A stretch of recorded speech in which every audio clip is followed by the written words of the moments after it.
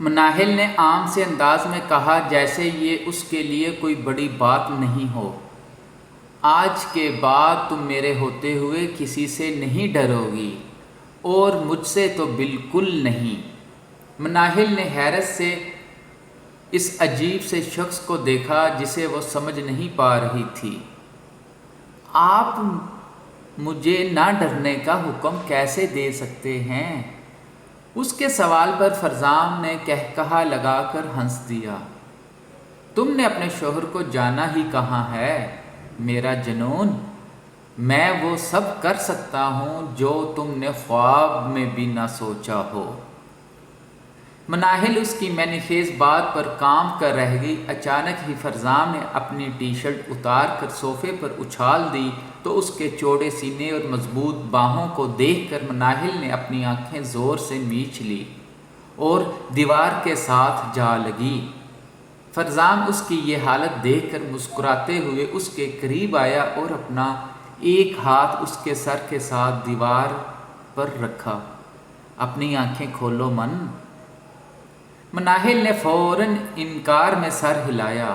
آنکھیں کھولو، ورنہ تمہاری بند آنکھوں کا فائدہ اٹھا لیا تو پھر سے سانس لینا بھول جاؤ گی۔ مناہل نے فوراً اپنی سہمی نم آنکھیں کھول دی تو فرزام نے اس کا نازک ہاتھ اپنے ہاتھ میں تھام کر اپنے مضبوط بازو پر رکھ دیا۔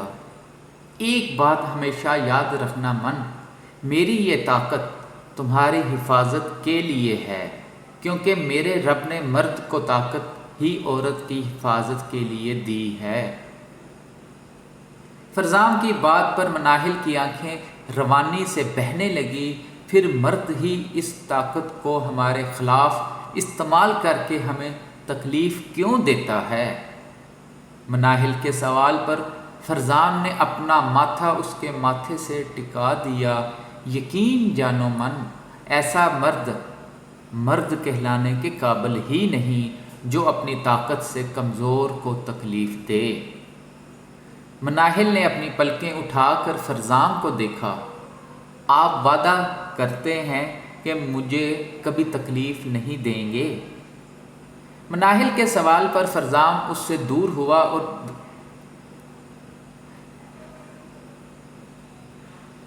دراز میں سے ایک بلیڈ نکال کر اپنے ہاتھ پر کٹ لگا دیا۔ یہ دیکھ کر مناہل کی آنکھیں خوف سے پھیل گئی۔ اپنے اس بہتے خون کی قسم کھا کر کہتا ہوں مناہل خانزادہ کہ فرزام خانزادہ اپنی آخری سانس تک اپنی طاقت کو صرف تمہاری حفاظت کے لیے استعمال کرے گا۔ فرزام کے اس انداز پر مناہل حیرت سے اسے دیکھنے لگی۔ اچانک ہی فرزام نے اپنا ہاتھ اس کے سامنے پھیلا دیا۔ تم بھی وعدہ کرو کہ مجھ پر بھروسہ کرو گی اور مجھ سے کبھی نہیں ڈرو گی۔ مناہل کتنی ہی دیر فرزام کے ہاتھ کو دیکھتی رہی، پھر اپنا ہاتھ اس کے ہاتھ میں تھما دیا۔ کوشش کروں گی۔ فرزام کے دائیں گال پر ڈمپل نمایاں ہوا۔ یہ بھی کافی ہے۔ فرزام نے ٹشو سے اپنے اور مناہل کے ہاتھ سے خون صاف کیا اور وارڈروب سے کپڑے نکالنے لگا تو ایک خیال کے تحت مناہل کی جانب مڑا۔ تمہارے پاس کپڑے نہیں ہیں نا؟ مناہل نے بھی اپنے جسم پر موجود سرخ عروسی لباس کو دیکھا اور انکار میں سر ہلا دیا۔ اوکے، پھر ناشتے کے بعد ہم شاپنگ پر چلتے ہیں۔ مناہل نے سہم کر انکار میں سر ہلایا۔ مجھے لوگوں میں جانے سے ڈر لگتا ہے۔ فرزام نے مسکرا کر اسے دیکھا اور ایک تولیہ اپنے کندھوں پر ڈالا۔ یہ سمجھو کہ تمہارے مجھ پر بھروسے کا پہلا امتحان ہے یہ۔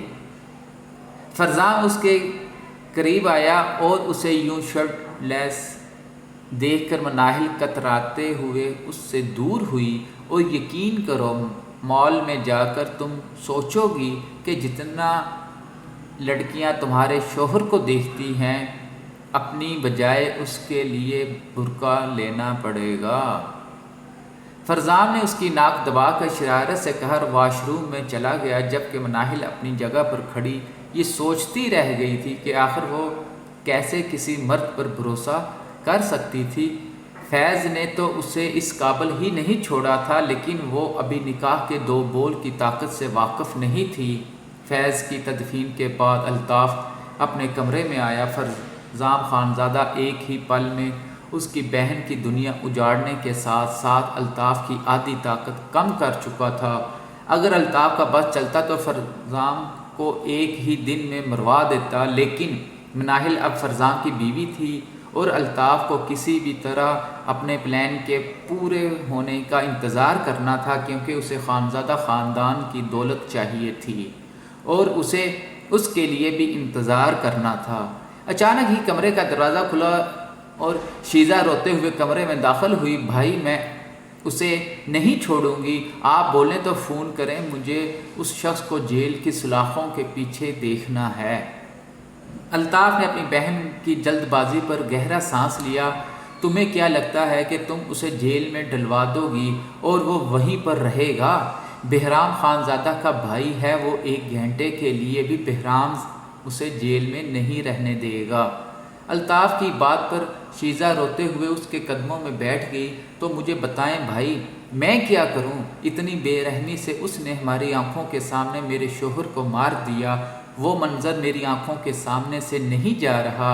میں کیا کروں بھائی، میں کیا کروں؟ الطاف نے اپنی روتی ہوئی بہن کے سر پر ہاتھ رکھا۔ صبر کرو شیزہ، میں وعدہ کرتا ہوں ایک دن اس کی اتنی بڑی سزا دوں گا کہ بے خاندان کی طرف آنکھ اٹھانے والے کی روح خوف سے کانپ جائے گی، لیکن ابھی تمہیں صبر کرنا ہوگا۔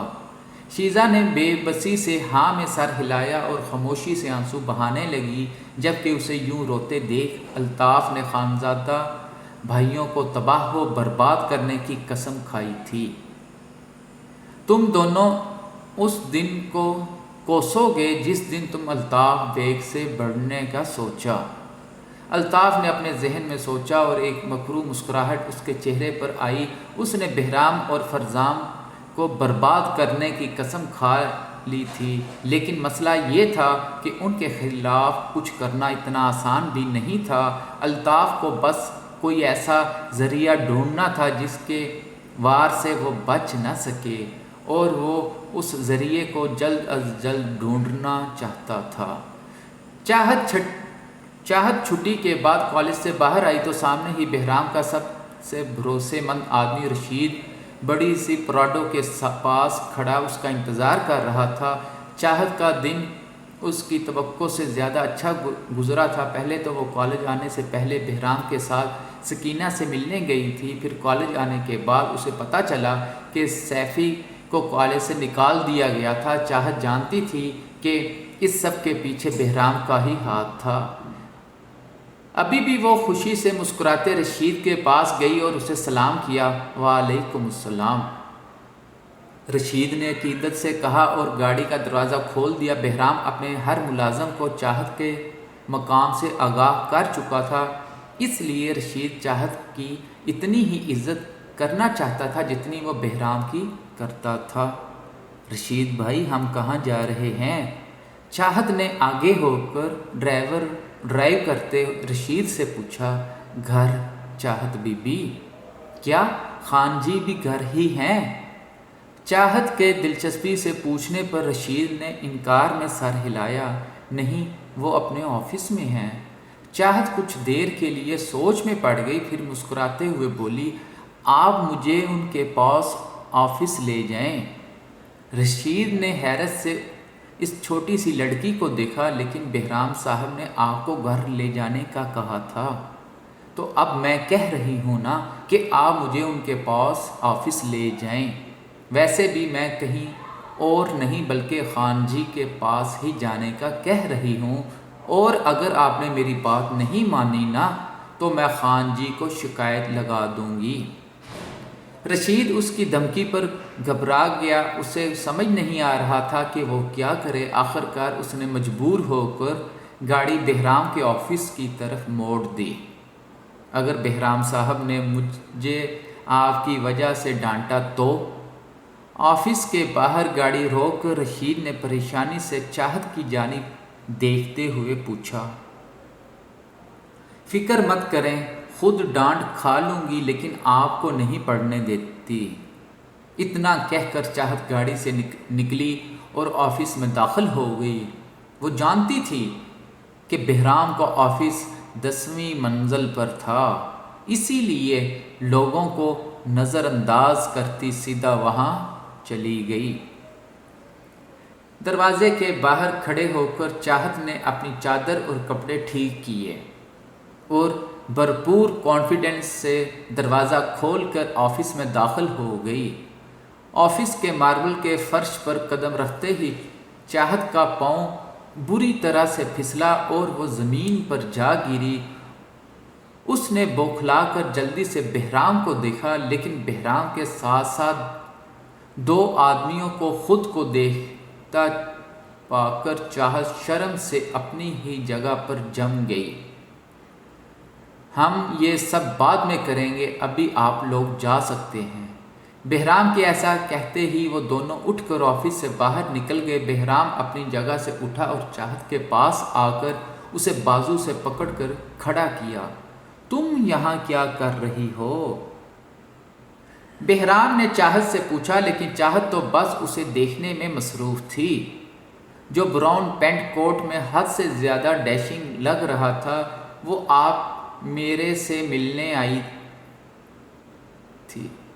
بہرام کے ماتھے پر بل آتا دیکھ کر چاہت کو اندازہ ہوا کہ وہ کچھ اور ہی بول چکی ہے۔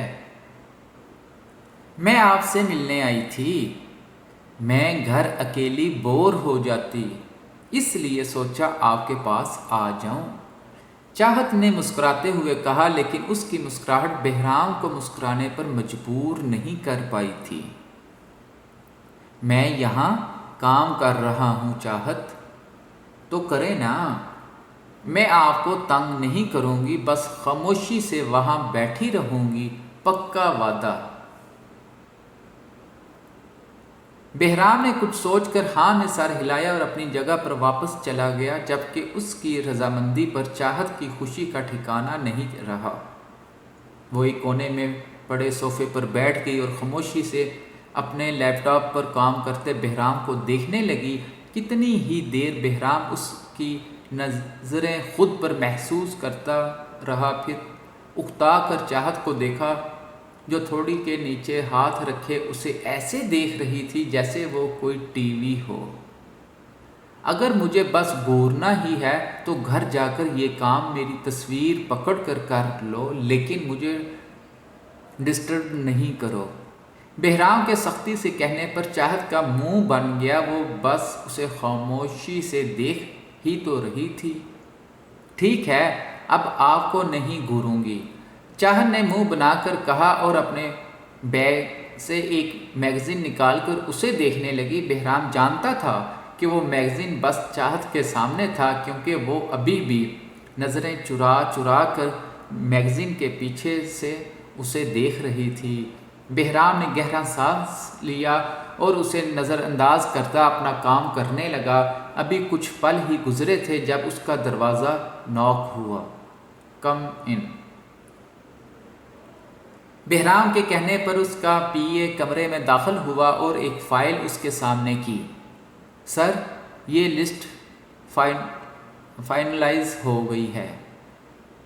بہرام نے ہاں میں سر ہلا کر فائل کو ہاتھ میں پکڑا اور اسے غور سے دیکھنے لگا۔ جب اسے کوئی غلطی نظر آئی تو اپنے پی اے کی جانب دیکھا، جو کھڑا تو بہرام کے سامنے تھا، لیکن نظریں مسلسل صوفے پر بیٹھی چاہت پر تھی۔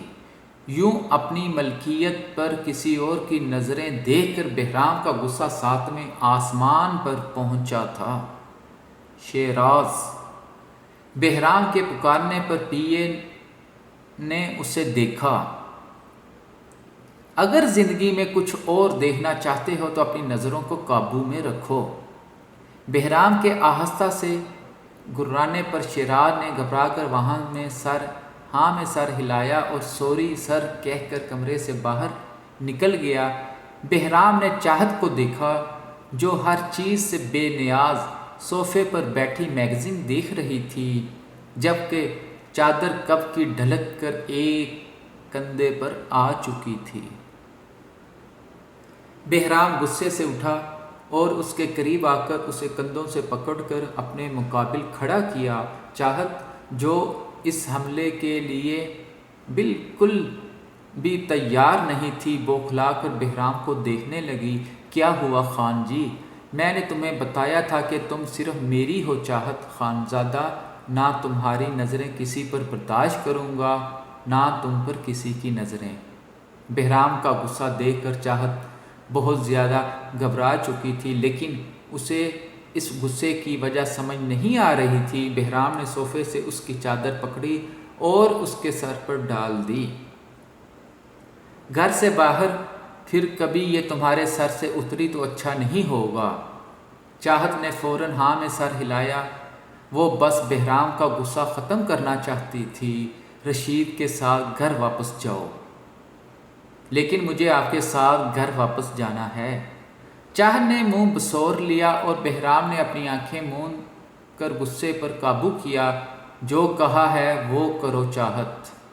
چاہت نے ہاں میں سر ہلایا اور اچھی طرح سے چادر لپیٹی باہر آ گئی، جہاں رشید اس کا انتظار کر رہا تھا۔ پورا راستہ چاہت بہرام کے غصے کی وجہ سے سمجھنے کی کوشش کرتی رہی تھی، لیکن بہت سوچنے کے باوجود اسے وہ وجہ سمجھ میں نہیں آئی۔ مناہل گھر کے لان میں بیٹھی خوبصورت پھولوں کو دیکھ رہی تھی۔ کچھ دیر پہلے ہی وہ فرزام کے ساتھ شاپنگ کر کے واپس آئی تھی۔ مال میں فرزام نے ایک پل کے لیے بھی اس کا ہاتھ نہیں چھوڑا تھا، جیسے کہ وہ کوئی چھوٹی بچی ہو جو بہت آسانی سے کھو جائے گی۔ مناہل نے تو خواب میں بھی نہیں سوچا تھا کہ وہ کسی کے لیے اس قدر اہم ہوگی۔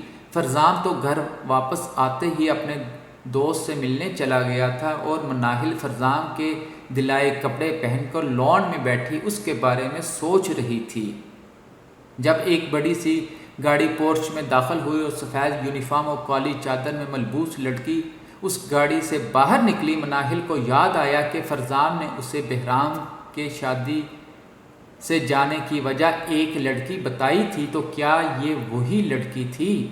لیکن وہ تو دیکھنے میں مناہل سے بھی چھوٹی لگ رہی تھی۔ یہ کون ہے رشید بھائی؟ چاہت نے مناہل کی جانب اشارہ کرتے ہوئے پوچھا، جو لان میں موجود کرسی پر بیٹھی تھی۔ یہ مناہل بی بی ہیں، فرزام صاحب کی بیوی۔ چاہت نے آنکھیں بڑی کر کے رشید کو دیکھا۔ فرزام بھائی کی شادی ہو گئی؟ رشید نے اسباب میں سر ہلایا۔ یہ وہی ہیں جن سے بہرام صاحب کی شادی ہونی تھی، لیکن ان کے وہاں نہ ہونے کی وجہ سے فرزام صاحب کو ان سے شادی کرنی پڑی۔ یہ بات جان کر چاہت کو وہ پیاری سی لڑکی فوراً بری لگنے لگی تھی۔ ٹھیک ہے، آپ جائیں۔ رشید فوراً وہاں سے چلا گیا اور چاہت کمرے میں جانے کی بجائے مناہل کے پاس آئی، جو اسے اپنے قریب آتا دیکھ کر گھبرانے لگی۔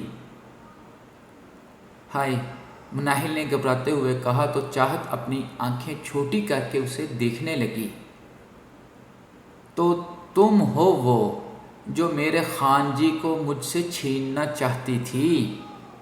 چاہت کے سوال پر مناہل گھبرا کر ادھر ادھر دیکھنے لگی۔ اس کا دل کر رہا تھا کہ فرزام کہیں سے بھی اس کے پاس آ جائے۔ نہیں، میں انہیں کیوں؟ میرا نکاح تو فرزام سے ہوا ہے۔ چاہت نے مناہل کو سر سے لے کر پیر تک دیکھا۔ فرزام بھائی کی بیوی ہو، اس لیے کچھ نہیں کہہ رہی، کہیں تمہیں ہاتھ لگانے پر ہاتھ ہی نہ توڑ دے میرا۔ چاہت نے شرارت سے کہا اور مناہل کے پاس بیٹھ گئی۔ ویسے اب خیر ہے، اب تو تم خان جی کی بھابھی بن گئی ہو نا، تو تم انہیں مجھ سے نہیں چھینو گی۔